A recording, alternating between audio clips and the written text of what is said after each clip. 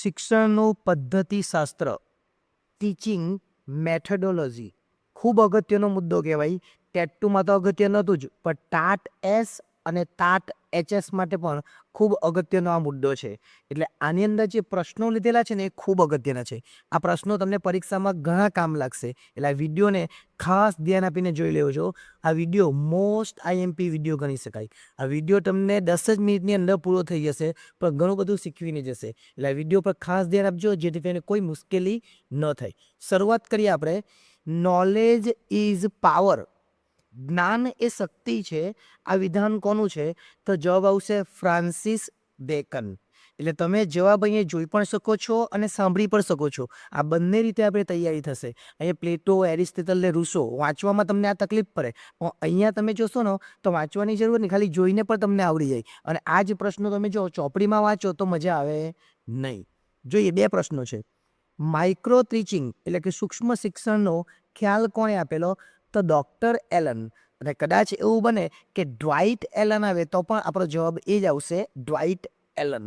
Skinner, થોર્નડાઇક ને Bloom આ બીજા ઓપ્શનો આપેલા છે, પણ આપણે અત્યારે અહીં ધ્યાન આપીશું.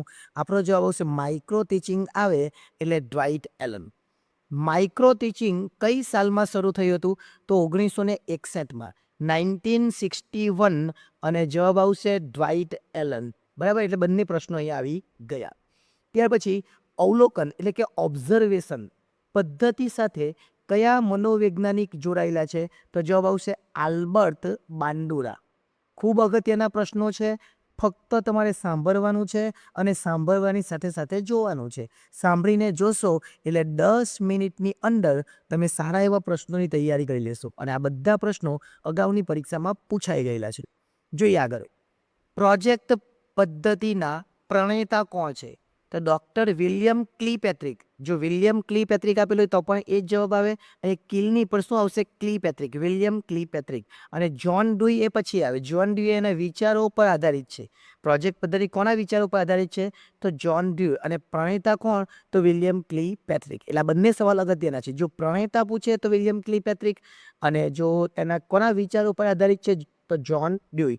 જ્હોન આ રીતના લખાશે, જ્હોન ડુઈ, આ રીતના જ્હોન ડુઈ. એટલે આપણે ધ્યાન આપીશું.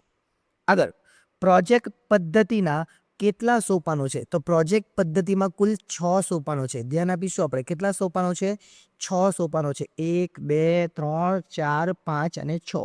એમ કુલ 6 સોપાનો એ પ્રોજેક્ટ પદ્ધતિના છે. કોણે આપેલી? તો વિલિયમ ક્લિપેટ્રિક. અને કોના વિચારો? તો જ્હોન ડ્યુઈ. કઈ પદ્ધતિમાં ઉદાહરણ પરથી નિયમ તરફ જવામાં આવે? ઉદાહરણથી નિયમ, પહેલા ઉદાહરણ આપી દેવાના અને પછી નિયમ તરફ જવાનું. એટલે ઉદાહરણથી નિયમ હોય તો આગમન, અને નિયમ પરથી ઉદાહરણ હોય તો નિગમન. એટલે ઉદાહરણ પરથી આગમન જાય, નિયમ જાય તો કઈ આવે? તો ઉદાહરણ પરથી જાય તો આગમન, અને નિયમ પહેલા આપી દે ને પછી ઉદાહરણ આપે તો નિગમન.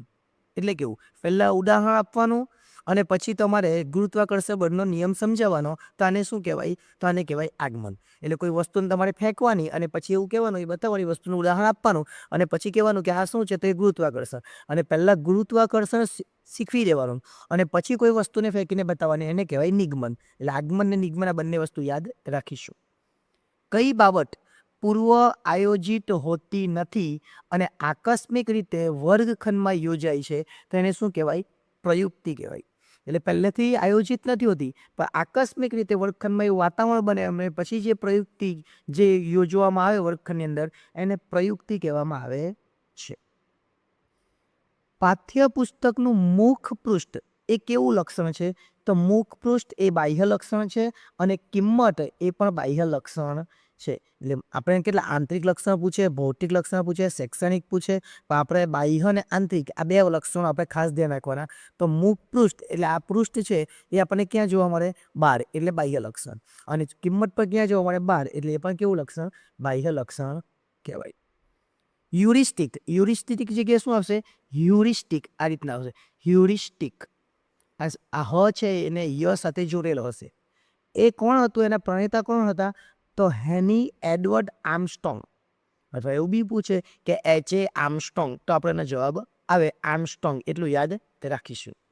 આગળ, પ્રોજેક્ટ એ હૃદયના ઉમરકાથી સામાજિક વાતાવરણમાં થતી હેતુપૂર્ણ પ્રક્રિયા છે. આ વ્યાખ્યા કોણે આપેલી? તો આ વ્યાખ્યા આપેલી ડૉક્ટર વિલિયમ ક્લિપેટ્રિક.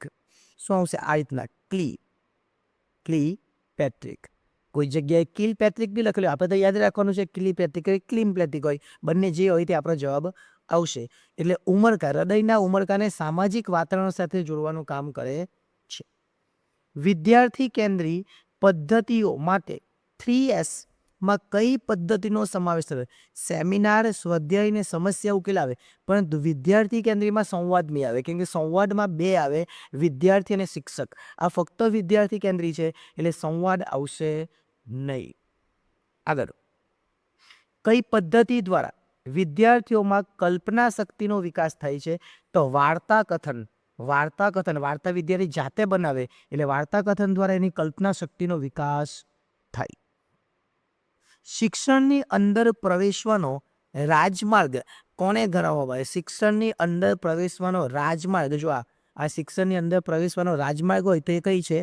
પદ્ધતિ, એટલે કે મેથડ. તમારી મેથડ એ શિક્ષણની અંદર પ્રવેશવાનો રાજમાર્ગ છે. ત્યાર પછી ટાસ્ક આયોજનમાં સૌથી મહત્વનું સોપાન કયું? તો વિષય અભિમુખ, અથવા એને બીજું પણ કહેવાય અભિપ્રેરણા. શું? અભિપ્રેરણા હોય તો એ પણ જવાબ આવે. અને વિષય અભિમુખ એટલે આવું પણ લખાય, વિષયા પછી ભીમુખ. અહીં ખાલી વિષય લખેલું છે એટલે વિષય અભિમુખ, વિષય વત્તા અભિમુખ, વિષય તરફ વિદ્યાર્થીઓને અભિમુખ કરવાના. આ સૌથી મહત્વનું સોપાન ગણાય. પદ્ધતિ એ રાજમાર્ગ છે, આગળ જોઈ લીધું. તો પ્રવિધિ શું છે? જો પદ્ધતિ રાજમાર્ગ હોય તો પ્રવિધિ એનું વાહન છે. શું છે? પ્રવિધિ એનું વાહન, પદ્ધતિ એનું વાહન છે. એટલે ત્યાં સુધી એ આપણે જવાનું છે. પદ્ધતિ રાજમાર્ગ તો પદ્ધતિનું વાહન એ પ્રવિધિ છે. આગળ, સામાજિક વિજ્ઞાન વિષયમાં આલેખ, નકશા અને 3D મોડેલ કોના ઉદાહરણ છે? તો જવાબ આવશે દ્રશ્ય સાધનો. કેમ કે આપણે એને જોઈ શકીએ, આલેખને પણ જોઈ શકીએ, નકશાને પણ જોઈ શકીએ અને 3D મોડેલને પણ જોઈ શકીએ. શ્રાવ્ય હોય તો એ ફક્ત સાંભળી શકાય, દ્રશ્ય શ્રાવ્ય એટલે ટીવી ને બધું હોય એટલે આપણે જોઈ શકીએ એ છે. એટલે આ રીતના ફક્ત આને જોઈ શકીએ છીએ એટલે દ્રશ્ય સાધનો કહેવાય. પૃથ્વીના ગોળાને કેવું સાધન કરવામાં આવે છે? ત્રિપરિમાણીય એટલે કે 3D. કેવું છે? 3D સાધન ગણવામાં આવે. શિક્ષણના શણગાર તરીકે નીચેનામાંથી કઈ બાબત ઓળખાય છે? પ્રયુક્તિ. આ પ્રયુક્તિ શું કહેવાય? શિક્ષણનો શણગાર કહેવાય. શિક્ષણ માટેનો શણગાર એ પ્રયુક્તિ કહેવાય. કે પ્રયુક્તિ તમે પહેલેથી નક્કી નહીં કરેલી હોય. સ્કૂલની અંદર, વર્ગખંડની અંદર કેવું વાતાવરણ છે અને એ વાતાવરણને આધારે ચાલુ ક્લાસની અંદર શિક્ષક દ્વારા જે યોજના કરવામાં આવે એને પ્રયુક્તિ કહેવાય. એટલે આ પહેલેથી આયોજિત હોતું નથી. ભાષા કૌશલ્યનો સાચો ક્રમ કયો? પહેલાં શ્રવણ આવે, પછી કથન આવે, પછી વાંચન આવે અને છેલ્લે લેખન આવે. શ્રવણ, કથન, વાંચન અને લેખન આ ભાષા કૌશલ્યનો સાચો ક્રમ છે. અભિવ્યક્તિના કૌશલ્યો કયા કયા? તો અભિવ્યક્તિ બે રીતે થાય, એક કથન અને લેખન. તમે કહીને કહી શકો એટલે કે તમે બોલીને તમે સામેવાળાને જણાવી શકો અને લખીને જણાવી શકો. બે રીતે અભિવ્યક્ત કરી શકો. વર્ગખંડ શિક્ષણ દરમિયાન પદ્ધતિના અમલીકરણની બાબત કઈ છે?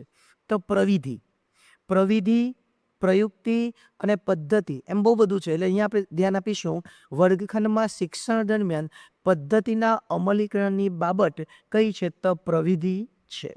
ત્યાર પછી આગળ જોઈએ, વિષય અભિમુખ કૌશલ્યનો મુખ્ય હેતુ શું છે?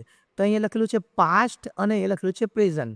એટલે ભૂતકાળને વર્તમાન સાથે જોડવાનું, એટલે કે પૂર્વ જ્ઞાનને ચકાસવાનું.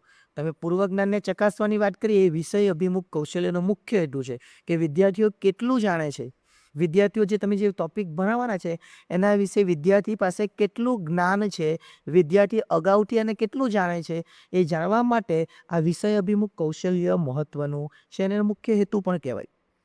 જાત અનુભવ અને ઇન્દ્રિયગમ્ય શિક્ષણ કોના દ્વારા પ્રાપ્ત થાય?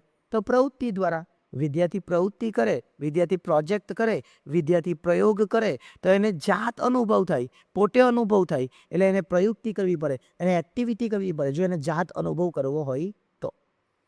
નીચેનામાંથી કયું સાધન પ્રક્ષેપિત છે એટલે પ્રોજેક્ટેડ છે? કયું? OHP એટલે ઓવરહેડ પ્રોજેક્ટર. આ ઓવરહેડ પ્રોજેક્ટર કેવું કહેવાય? એ પ્રક્ષેપિત સાધન કહેવાય. કેવું સાધન કહેવાય? પ્રક્ષેપિત. રેડિયો એ કેવા પ્રકારનું સાધન છે? રેડિયોમાં ફક્ત સાંભળી શકીએ એટલે એ કેવું કહેવાય? શ્રાવ્ય. ટીવી દ્રશ્ય શ્રાવ્ય બંને આવે. અહીંયા ટીવી આવશે, અહીંયા દ્રશ્યને શું 3D મોડેલ ને એવું આવશે, નકશા ને બધું આવશે. અને પ્રક્ષેપિત એટલે OHP ને આપણે જોઈ હતી આગળ. એટલે આ રીતના સાધનો આપણે જોવાના રહેશે. ત્યાર પછી આગળ જોઈએ, ધોરણ 1 થી 8 માટે કઈ પદ્ધતિ શ્રેષ્ઠ ગણાય? તો ધોરણ 1 થી 8માં ભણાવવું હોય તો આગમન પદ્ધતિ શ્રેષ્ઠ ગણાય. આગમન અને નિગમન શું છે એની વાત આપણે આગળ કરી છે. વિદ્યાર્થીઓના વિચારોની અભિવ્યક્તિ કયા પ્રકારના પ્રશ્નોમાં શ્રેષ્ઠ રીતે થઈ શકે? નિબંધ પ્રકારના પ્રશ્નો. જો નિબંધ પ્રકારના પ્રશ્નો હોય તો વિદ્યાર્થી પોતાના વિચારો રજૂ કરી શકે. પરંતુ જો હેતુલક્ષી પ્રશ્નો હોય તો હેતુલક્ષી પ્રશ્નો હોય તેમાં વિશ્વસનીયતા વધે, કારણ કે એનો ABCD આમાંથી કોઈ એક જ જવાબ આવતો હોય, એમાં વિદ્યાર્થીના વિચાર આપણે જાણી શકતા નથી. એટલે જો વિચાર જાણવા હોય તો નિબંધ પ્રકારના પ્રશ્નો, અને વિશ્વસનીયતા લાવવી હોય તો હેતુલક્ષી પ્રશ્નો, એટલે કે વૈકલ્પિક પ્રશ્નો, જેને આપણે MCQ કહીએ છે. આગળ, નીચેનામાંથી કઈ પદ્ધતિ શિક્ષક કેન્દ્રી છે?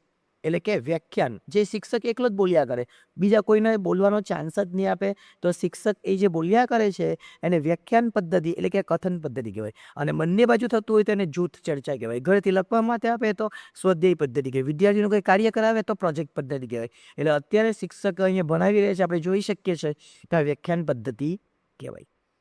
એટલે અહીંયા આપણા આ જે પ્રશ્નો છે એ મોસ્ટ IMP પ્રશ્નો આપણા પૂરા થાય છે. એટલે આ પ્રશ્નો ખૂબ જ અગત્યના હતા.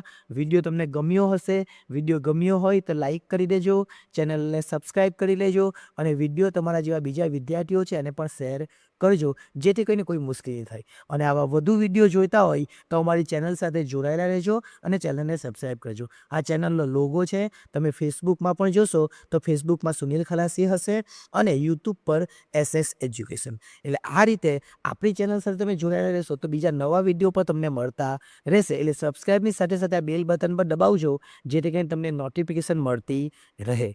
આભાર.